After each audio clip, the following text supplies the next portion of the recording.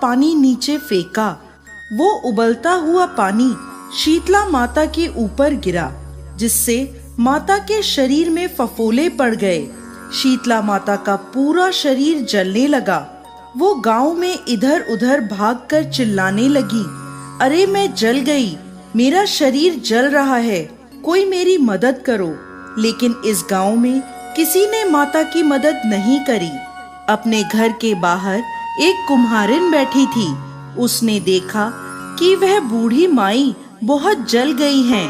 उसके पूरे शरीर में तपन है और पूरे शरीर में फफोले पड़ गए हैं। वो तपन को सहन नहीं कर पा रही है।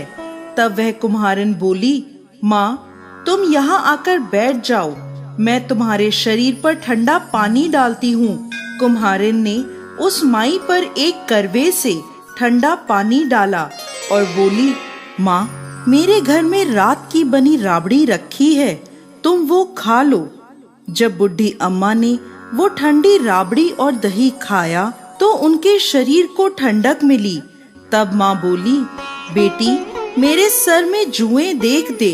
जब कुम्हारिन ने माता के सर में जुएं निकाली तो उसने देखा कि उनके सिर के पीछे भी एक आंख है।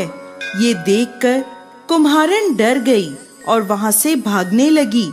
तब वो बुढ़ी अम्मा बोली, रुक बेटी, डर मत, मैं भूत प्रेत नहीं हूँ, मैं शीतला देवी हूँ। तभी माता ने अपना असली रूप धारण कर लिया।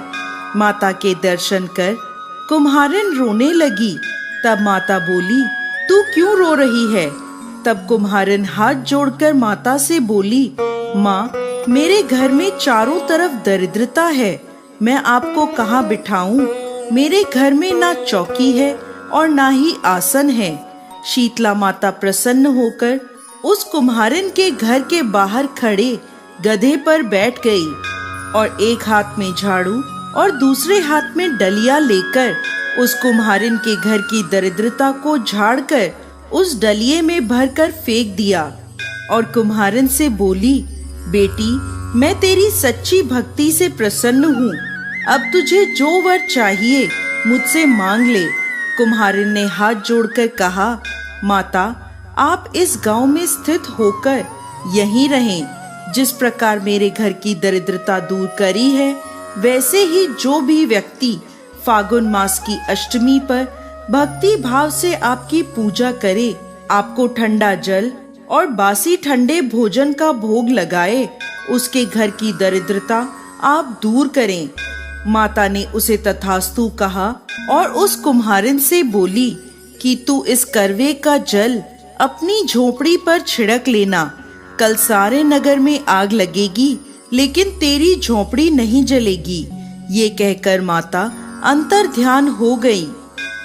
कुम्हारिन ने ऐसा ही किया। रात को सारी नगरी में आग लग गई, पर उस कुम्हारिन की झोपड़ी बच गई। ये देखकर नगर के राजा ने कुम्हारिन को बुलवाया और उससे पूछा, कुम्हारिन पूरे नगर में आग लगी पर तेरी झोपड़ी कैसे बच गई? कुम्हारिन ने राजा को शीतला माता की कृपा की सारी बात बता दी और बोली, मुझ पर शीतला माता की कृपा हुई है।